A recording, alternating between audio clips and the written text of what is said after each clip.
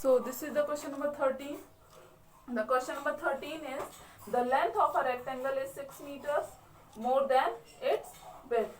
The perimeter of the rectangle is 60 meters. Find the length and the width of a rectangle. अब देखो rectangle की बात हो रही है, ठीक है। किसकी बात हो रही है? आपकी रेक्टेंगल की, ठीक। अब उसमें कहा गया है कि जो विड्थ है, जो लेंथ है वो 6 मोर देन विड्थ है। तो विड्थ को मैंने क्या मान लिया? x। लेंथ कितनी हो जाएगी? x plus 6। क्यों होगी? 6 more than width. Length is equal to 6 more than width, ठीक है। पढ़ना आप उसको, क्वेश्चन को, यही बात बोल रहा है, ठीक है, क्वेश्चन में। अब देखो पेरीमीटर आपको गिवन है, कितना है? 60 मीटर्स, ठीक है। As we know perimeter is equal to 2 into length plus width. ये क्या होता है? ये फॉर्मूला होता है किसका? आपका रेक्टेंगल का। ऐसे आप लिख सकते हो the perimeter of rectangle, okay. यहां आप पूरा सेंटेंस कवर अप कर लेना, ठीक है। अब देखो पेरीमीटर की वैल्यू कितनी है? 60 है, is equal to 2 into length कितना है अपना आपका? x प्लस 6, और आपका विड्थ कितना है? x, जो आपने एज्यूम किया है, okay. Then 60 is equal to 2 into x plus x कितना हो गया? 2x हो गया प्लस 6। 60 इज इक्वल टू 2 का मल्टीप्लाई करो, ब्रैकेट का मीन्स इंटू होता है, यहाँ लगा हुआ है, लेकिन अगर ना हो तो भी इंटू ही होता है मीन्स, ओके। 2 2 जा 4, 2 6 जा 12, 2 multiplied by 2x and multiplied by 6, okay. अब आप इसको सॉल्व कर लोगे, ठीक। 12, shift 12 from right to left. आप कहां से कहां शिफ्ट कर रहे हैं? राइट से लेफ्ट में, तो माइनस का हो जाएगा is equal to 4x as it is, ठीक। अब 4x 48 upon 4 is equal to x, ठीक। माइनस करने पे कितना है? 48। x की वैल्यू कितनी आ गई? 12। अब देखो x आपने किसको एज्यूम किया था? विड्थ को किया था, विच मीन्स विड्थ की वैल्यू कितनी है? 12। तो width of a rectangle is equal to 12 metre, और लेंथ कितनी होगी? 6 मोर देन 12, ठीक है। 6 मोर देन 12, क्यों? क्योंकि 12 जो x की वैल्यू वो 12 है ना, ठीक है। 6 मोर देन 12 तो कितना आ गया? 18 metre. So this is the question number 13 and then question number 14। अब एक बात और मुझे आपको बताना था इस क्वेश्चन में, पेरीमीटर का मतलब क्या होता है, ठीक है। The sum of outer surface, मतलब नहीं समझे? रेक्टेंगल में कितनी साइड्स हैं? 4 साइड्स हैं। तो अगर आपको पेरीमीटर नहीं मालूम, चलो फॉर्मूला भूल गया, ठीक है, तो क्या होगा? आपने सपोज ये x है, ठीक। लेंथ कितना आपने किया एज्यूम? x plus 6। चलो ये सब छोड़ दो आपका। ये सपोज 4 है, ये 2 है, ये 2 है, तो ये वाला भी 2 होगा, ये भी 4 होगा, ठीक है। ये आप रफ में लिखोगे, ये इसका क्वेश्चन से कोई लेना देना नहीं है, ठीक। तो अगर मैंने पूछा आपसे कि पेरीमीटर बताओ, ठीक है, ये रेक्टेंगल है और इसमें लेंथ और विड्थ गिवन है आपको 4 और 2, ठीक है। तो आप बताओ इसका पेरीमीटर कितना है? फॉर्मूला नहीं पता आपको, कुछ नहीं करना, आपको सारी वैल्यूज को ऐड कर दो, पेरीमीटर आ जाएगा। किसी भी आपका कोई भी शेप हो, जरूरी नहीं रेक्टेंगल हो, कोई भी शेप हो, उसका आउटर जो आपका है ना, जितनी साइड से वो मिलके बना हुआ है, उस साइड्स की पूरी वैल्यू को आपको ऐड कर दो। आपको ऐड करना है तो आपका पेरीमीटर आ जाता है। कैसे? 4 प्लस 2 प्लस 4 प्लस 2 कितना आया? 4 6 प्लस 4 10 प्लस 2 12। ये है 12 मीटर आपका पेरीमीटर इस रेक्टेंगल का। समझ में आ गया ना क्या होता है पेरीमीटर, ठीक है। अगर फॉर्मूला भूल भी जाओ तो ये याद रखना, कॉन्सेप्ट याद रखो, ठीक है, पेरीमीटर का मतलब क्या है, ठीक। And then question number 14। So this is the question number 4, question number 14। The question number 14 says the perimeter of a triangle. अब देखो यहाँ भी पेरीमीटर की बात हो रही है, लेकिन किसकी?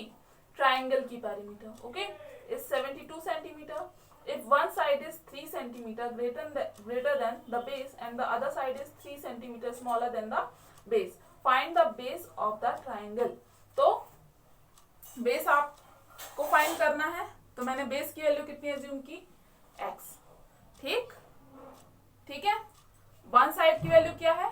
3 मोर देन बेस, ठीक, and the other side 3 less than 20। समझ में आ गया कैसे आई वैल्यूज? ठीक है। अब let the base of triangle is equal to x, first side is equal to x plus 3, second side is equal to x minus 3। ठीक है। अब अकॉर्डिंग टू द क्वेश्चन, अभी मैंने पेरीमीटर आपको समझाया। ठीक है, कॉन्सेप्ट क्या होता है, पूरा टोटल। ठीक है, तो मैंने जो ये 3 साइड्स थी ट्राइंगल की उनको ऐड कर दिया और उसकी वैल्यू कितनी है 72 metre. This is not actually metre, this is centimetre. ठीक है। अब देखो +3 एंड -3 कैंसिल आउट हो गया, x प्लस एक्स कितना हो गया 3x इज इक्वल टू 72। तो x इज इक्वल टू कितना आ गया 24। कैसे आया 72/3 करोगे आप। ठीक है, ये आ गया समझ में। और x ही क्या है आपका बेस है, मतलब कितना आ गया 24 सेंटीमीटर, आपका आंसर हो गया। ठीक है, इनवर्ड्स आप यहाँ पे पूरा राइट करोगे। ठीक है, the base of a triangle is equal to 24 centimetre, hence the base of a triangle is equal to 24 centimetre. Okay. अब देखो क्वेश्चन नंबर 15 आपका सेम एज इट इज है क्वेश्चन नंबर 13 के जैसा। 14 के जैसा नहीं है, 13 के जैसा है जो मैंने अभी कराया ना, सेम क्वेश्चन है। क्वेश्चन क्या है, the perimeter of a rectangle is 36 metre. ठीक है, पेरीमीटर गिवन है किसकी, रेक्टेंगल की 36 मीटर, जो भी मैंने फॉर्मूला बताया था 2 × length plus width. Okay, it's length is 2 metre greater than its width. तो width is equal to x, length is equal to x plus 2। Okay, find its length and width. Same question है आपका, same to same. ठीक, question number 13 के जैसा, तो ये आप करोगे और टेस्ट योरसेल्फ आपको करना है। ठीक है, बहुत इंपॉर्टेंट है, कर लेना। ठीक, और इसको सारा जो टेस्ट योरसेल्फ में है क्वेश्चंस, इसको सॉल्व करके करना है आपको। ठीक है, कहीं पे आपसे नहीं आता है तो फिर मुझे मैसेज करना, मैं उस क्वेश्चन को बता दूंगी। ठीक है, ये पूरा चैप्टर पे ही बेस्ड है। ठीक, जो मैंने कॉन्सेप्ट बताया ना उसी पर बेस्ड। ठीक है, अब देखो लाइंस एंड एंगल्स। सो अब यहाँ पे मैं कुछ आपको बताने वाली हूँ। ठीक है, डेफिनेशंस, वो डेफिनेशंस आपको बहुत अच्छे से लर्न करनी होगी। ठीक है, सबसे पहली बात तो एडजेसेंट एंगल क्या होते हैं।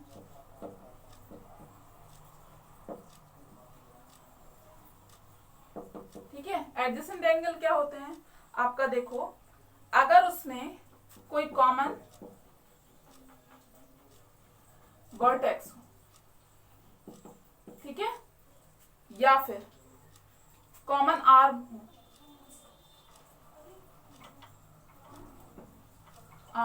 ठीक है, या फिर non common arm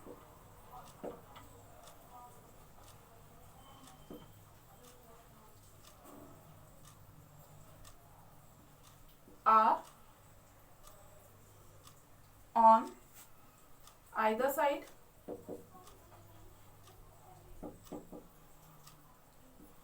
of the common arm। ठीक है, ये 3 कंडीशंस है इसकी। ठीक है, एडजेसेंट एंगल की। अब देखो कंडीशंस आप भूल जाओ। ठीक है, अब सिंपल समझो, ये मैंने एंगल ड्रॉ किया आपका। ठीक, ये कोई एंगल है, कितने का भी हो सकता है, जरूरी नहीं है, यहाँ आपको समझना है। अगर मैंने यहीं से एक रे और ड्रॉ कर दी ये, तो ये वाला एंगल और ये वाला एंगल ये क्या होंगे, एडजेसेंट होंगे। ठीक है,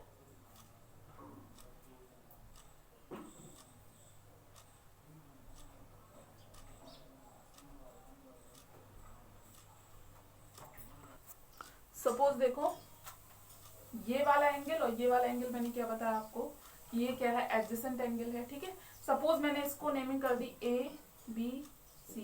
there are 3 line segments O C, O B and O A. ठीक है, तो कौन कौन से एंगल एडजेसेंट एंगल है, नेमिंग करो। अब देखो ध्यान से करना। अब देखो ये वाला पहले मैंने इसको रफ कर दिया। ठीक, पहले इस एंगल की बात होगी, यानी कौन सा वाला एंगल, ये वाला। ये आप ड्रॉ मत करना, ये मैं केवल समझाने के लिए कर रही हूँ।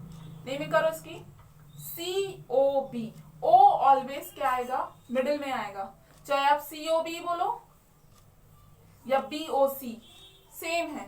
ठीक है, लेकिन ओ मिडिल में आना चाहिए। नेमिंग कैसे होती है, एंगल ऑफ बी ओ सी।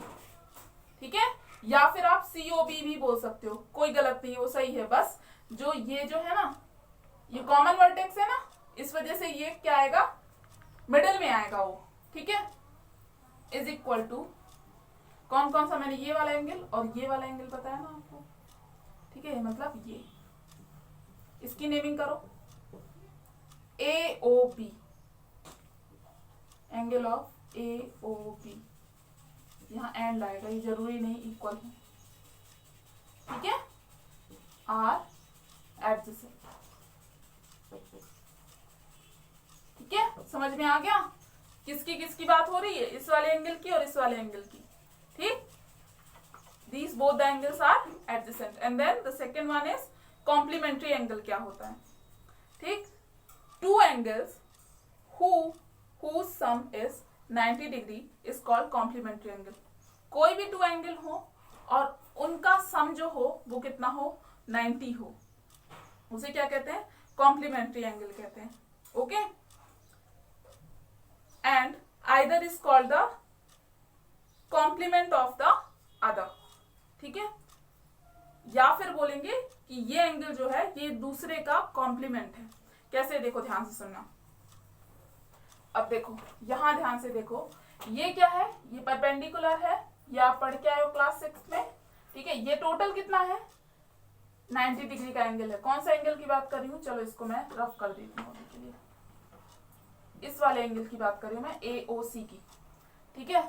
अब अगर मैंने यहां से एक लाइन सेगमेंट ले लिया, ठीक है, इसको मैंने नेमिंग किया B, ठीक। अब देखो OA, OB and OC are line segment, ठीक है, जिससे क्या हो रहा है, एंगल ड्रॉ हो रहे हैं, ठीक है। अब देखो angle of AOB and angle of BOC, naming समझ गया ना, जैसे इसमें बताया था मैंने वैसे ही, लेकिन डिफरेंस क्या है, यहाँ पे टोटल एंगल कितना है, 90 का है, तो इन दोनों का टोटल कितना होगा, 90। और यही क्या है, ये दोनों क्या है, ये कॉम्प्लीमेंट है, कॉम्प्लीमेंट ऑफ ईच अदर, ठीक है, समझ में आ गया। And then same as it is होता है आपका सप्लीमेंट्री एंगल। सप्लीमेंट्री एंगल में क्या होता है, यहाँ क्या है, यहाँ आपका सम कितना होना चाहिए, 90 कॉम्प्लीमेंट्री एंगल में, लेकिन सप्लीमेंट्री एंगल में आपका कितना होता है, 180 डिग्री, क्या सम, ठीक है। सो मैं नेक्स्ट क्लास में डिस्कस करूंगी supplementary angle. So this is the end of the class, thank you.